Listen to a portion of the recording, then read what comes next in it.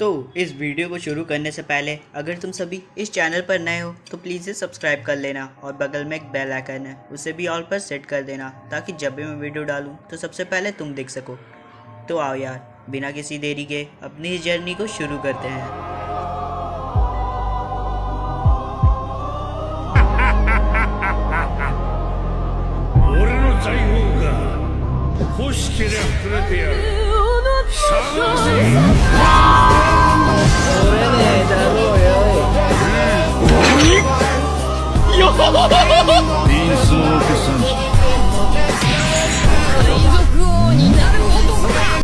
इस एपिसोड की शुरुआत में लूफी मौर्या को पकड़ लेता है। उसे गौर से देखने के बाद उसे पता चलता है कि ये मौर्या की शैडो है। वह कहता है वो काफ़ी ज़्यादा चालाक है, मैं उसे छोड़ूंगा नहीं।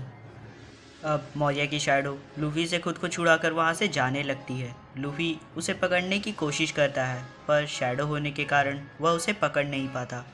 लूफी मौर्या की शैडो से कहता है, ओए मुझे भी साथ ले चलो, अरे मुझे कम से कम बता दो तो कि मैं अभी कहाँ पे हूँ। पर मौर्या की शैडो लूफी को नज़रअंदाज कर वहाँ से चली जाती है। लूफी कहता है तुम्हें मैं छोड़ूंगा नहीं। अगर तुम्हारी जगह यहाँ मौर्या होता तो मैं उससे सभी की शैडो को ले लेता, पर अगर क्या होगा अगर मेरे पास मेरी शैडो ही नहीं रहेगी तो।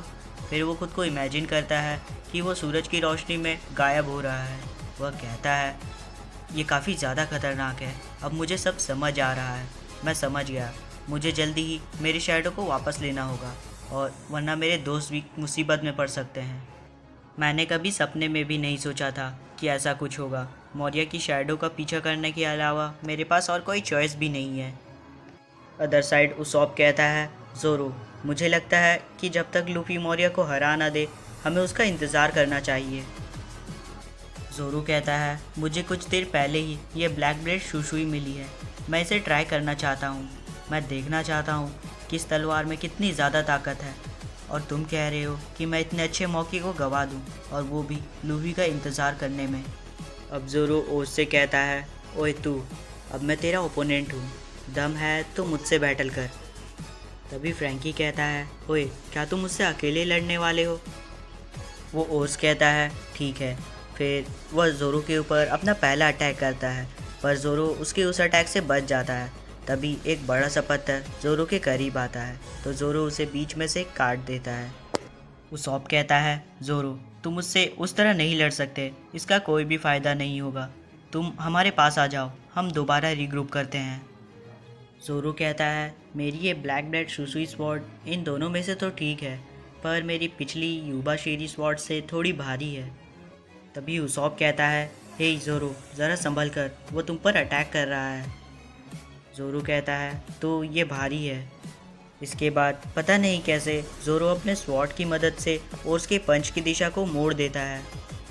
फिर ज़ोरो ने अपने 3 स्वॉर्ड स्टाइल 100 पाउंड पॉइनिक्स की मदद से ओर्स के ऊपर अटैक किया। वो अटैक काफ़ी ज़्यादा खतरनाक था। ओर्स जैसे भी करके उस अटैक को डॉज कर लेता है। उसॉप कहता है बच गया, वो उसे हिट करने ही वाला था। चॉपर कहता है मुझे विश्वास नहीं हो रहा, उसने उस अटैक को डॉज कर लिया। ज़ोरो कहता है मेरी इस शुशुई स्वॉर्ड ने मेरे एक स्वॉर्ड की स्लैश को एब्जॉर्ब कर इतना बड़ा स्लैश बना दिया, लेकिन उल्टा इसके 4 नुकसान हुए। इसका एक ही मतलब है कि मैंने अब तक इस स्वॉर्ड को मास्टर ही नहीं की है।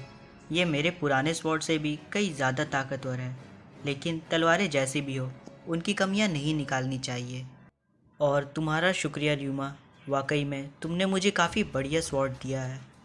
फोर्स कहता है तुम वाकई में काफ़ी ज़्यादा अच्छा लड़ते हो, अगर यह अटैक मुझे हिट करता तो मैं इंजर्ड हो जाता, तो अब से ऐसा नहीं होगा क्योंकि अब मैं तुम्हें कुचल दूंगा। ज़ोरो कहता है जब तक मुझे एक बढ़िया मौका नहीं मिल जाता तब तक मुझे इसके अटैक को डॉज करना ही होगा। तभी ज़ोरो ओस के पैरों पर अटैक करता है जिसके कारण वह हवा में उल्टा हो जाता है। ज़ोरो ओस के ऊपर अपना दूसरा अटैक करने ही वाला होता है पर ओस हवा में ही ओस के ऊपर अटैक कर देता है। ज़ोरो कैसे भी कर उसके अटैक से बच जाता है और वहीं स्मोक में छिप जाता है। मैं शर्त लगाता हूँ उसकी हालत किसी पापड़ की तरह हो गई होगी। तभी ओस उठ जाता है और वो देखता है कि ज़ोरो वहाँ पे है ही नहीं। फिर वह उसे ढूंढने लगता है। यहाँ पे कितनी गंध है, मैं उसे ढूंढ नहीं पा रहा। उसी गंध में ज़ोरो अपने 3 स्वॉर्ड स्टाइल 100 पाउंड फोनिक्स की मदद से ओस के ऊपर अटैक करता है, पर ओस उसके अटैक को डॉच कर लेता है। ज़ोरो कहता है विश्वास नहीं होता, इस गधे ने दोबारा मेरे अटैक को डॉच कर लिया। ओस कहता है एक छोटा सा कीड़ा मुझे छुपकर मारने की कोशिश कर रहा है। उसॉप कहता है ज़ोरो ज़रा संभल कर, ज़्यादा पागल मत हो जाना, अगर कोई चमत्कार हो गया तो तुम उसे शायद हरा पाओगे। हमें नहीं पता कि सांजी की शैडो भी कहाँ है, अगर लूफी ने मौर्या को हरा दिया तो सभी की शैडो वापस आ जाएगी। ज़ोरो कहता है मुझे लूफी पर पूरा भरोसा है, पर वो अभी अकेला है। इस आइलैंड पर अभी भी 3 सबसे चालाक टेबल फ्रूट यूज़र्स हैं, एक इनविजिबल मैन, एक घोस्ट टाइप गर्ल और इन सभी का मास्टर जो शैडो को कंट्रोल कर सकता है। अगर इन सभी का सामना लूफी से हो चुका होगा तो इसका मतलब वो अभी मुसीबत में है। रॉबिन कहती है तुम काफ़ी हद तक सही कह रहे हो। ज़ोरो कहता है अगर उन तीनों ने कुछ ऐसा कर दिया जिसके कारण इस आइलैंड का पूरा कोहरा हट जाए तो सूरज की रोशनी के कारण हम काफ़ी ज़्यादा मुश्किल में आ जाएंगे, हमारे लिए लड़ना भी काफ़ी ज़्यादा मुश्किल हो जाएगा। फ्रैंकी कहता है सूरज के अभी निकलने में कम से कम 30 मिनट लगेंगे और कोहरे की परत पतली होने के कारण सूरज की रोशनी सीधे हम पर पड़ेगी। सांजी कहता है तुम सही कह रहे हो, वैसे भी ये अभी सुबह का समय है, ऐसा तो होना ही था। तभी उनका पूरा आइलैंड नहीं, उनका पूरा शिप हिलने लगता है। इसके बाद हमें ज़ॉम्बीज़ का सीन दिखाया जाता है। वो काफ़ी ज़्यादा हैरान थे। वो कहते हैं ओए ऊपर देखो, आसमान दिख रहा है। तुम सही कह रहे हो, कोहरा भी धीरे धीरे अब ख़त्म हो रहा है। इसका मतलब हमारी शिप की दिशा मुड़ गई है। ऐसा उस स्पेशल ज़ॉम्बी के ही कारण हुआ है। इसके बाद से हमें फिर से उन 2 इंसानों का सीन दिखाया जाता है। वो कहते हैं ये काफ़ी ज़्यादा खतरनाक है, कोहरा अब धीरे धीरे ख़त्म हो रहा है। इसका मतलब सूरज की रोशनी भी अगर हम पर पड़ेगी तो हम भी ख़त्म हो जाएंगे। उनमें से एक कहता है घबराओ मत, वहाँ देखो वो मौर्या की शैडो है। तो क्या हुआ, वो उड़ रही है, ज़रा उसे ठीक से देखो, वो मेंशन के पास जा रही है। गधे, क्या तुमने उससे सच में नहीं देखा? स्ट्रॉ हैट उस शैडो का पीछा कर रहा है। हमारे पास ये काफ़ी बढ़िया मौका है, हम वो कर सकते हैं। दूसरा कहता है ओह मैं समझ गया। फिर पहला वाला कहता है तो ठीक है, चलो इसके बारे में कैप्टन को बताएं। इसके बाद हमें कुछ लो लेवल के ज़ॉम्बीज़ को दिखाया गया। वो काफ़ी ज़्यादा जल्दी में थे। वो कहते हैं हमें जल्दी ये खबर मौर्या सामा को देनी होगी।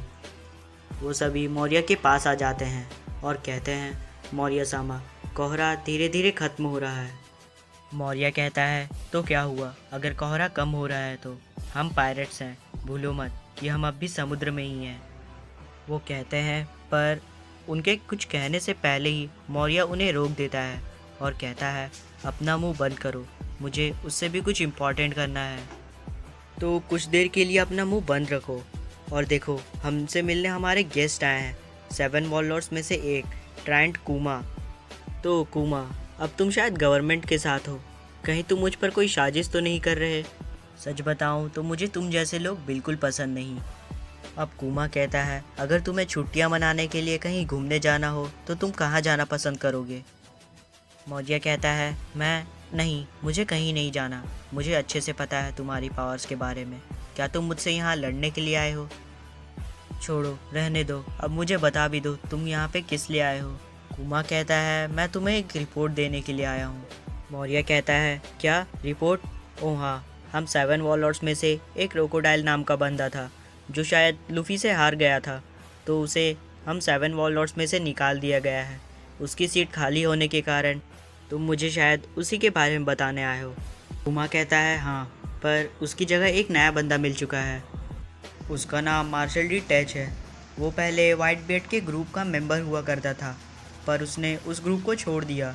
उसने खुद का ग्रुप बना लिया है और उसके ग्रुप का नाम है ब्लैक बियर्ड। मौर्या कहता है ब्लैक बियर्ड, ये नाम तो मैं पहली बार सुन रहा हूँ। कूमा कहता है सभी कहते हैं कि उस मार्शल को पकड़ने के लिए वाइट बियर्ड के ग्रुप से एक बंदे को भेजा गया था। उन दोनों के बीच काफ़ी ज़्यादा खतरनाक लड़ाई हुई, पर अंत में मार्शल जीत गया और उसने अपने ओपोनेंट को मरीन वालों को सौंप दिया। मौर्या कहता है ये तो नामुमकिन है, क्या वह सच में इतना ज़्यादा ताकतवर है? वैसे उसकी ओरिजिनल बाउंटी क्या है? कूमा कहता है 0। मौर्य कहता है तो वो एक अननोन बंदा है। मुझे विश्वास नहीं होता कि गवर्नमेंट ने उसके ऊपर कोई एक्शन नहीं लिया, पर कोई बात नहीं, कम से कम सीट फुल तो हो गई।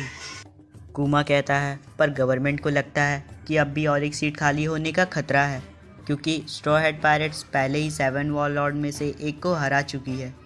हो सकता है अब की बार ऐसा तुम्हारे साथ हो। मौर्य इस बात से काफ़ी ज़्यादा गुस्सा हो जाता है। वह कहता है आखिर तुम कहना क्या चाहते हो? तुम लोगों को लगता है कि वो मुझे इतनी आसानी से हरा देंगे? मैं अभी जिस मुकाम पे हूँ वो मुझे छू तक नहीं सकते। आखिर तुम्हें लगता क्या है? तुम किससे बात कर रहे हो? मौर्य अब थोड़ा सा शांत हो जाता है। वह कहता है तो तुम लोगों को लगता है कि मैं हार सकता हूँ? कुमा कहता है मैं श्योर तो नहीं हूँ, पर एनिस लॉबी में जो हुआ था उसके बाद से गवर्नमेंट काफ़ी ज़्यादा परेशान है। वो चाहती है कि मैं तुम्हें इसके बारे में बता दूँ। मौर्य कहता है तो तुम ये कहना चाहते हो कि गवर्नमेंट डरी हुई है? कुमा कहता है हाँ, वो नहीं चाहती कि कोई भी इतनी आसानी से हमारे दूसरे वॉरलॉर्ड को भी हरा दे। मौर्य कहता है अगर ऐसा है तो मैं तुम्हें दिखाता हूँ कि मैं कितना ज़्यादा ताकतवर हूँ। मैं उन सभी को ख़त्म कर दूँगा। इसके बाद हमें बाकियों का सीन दिखाया जाता है। फ्रैंकी कहता है कोहरा तो अब पूरी तरह से ख़त्म हो चुका है। उसॉप कहता है प्रॉब्लम अब और भी ज़्यादा बढ़ चुकी है। तभी मौर्य कहता है पता नहीं कैसे, पर किसी वजह से आज की रात बहुत ज़्यादा साफ़ है। उसॉप काफ़ी ज़्यादा डर जाता है। वो कहता है ये तो मौर्य है, पर शायद बाकियों की नज़र अब तक मौर्य पर नहीं पड़ी है। वो कहते हैं क्या वो कहाँ पे है? मौर्य कहता है बहुत जल्द सुबह होने वाली है। तो इसी के साथ ये एपिसोड यहीं पे ख़त्म होती है। ख़त्म नहीं हुई है, दूसरा पार्ट बाद में डाल दूँगा। पता नहीं वीडियो आजकल इतनी लंबी क्यों बन रही है।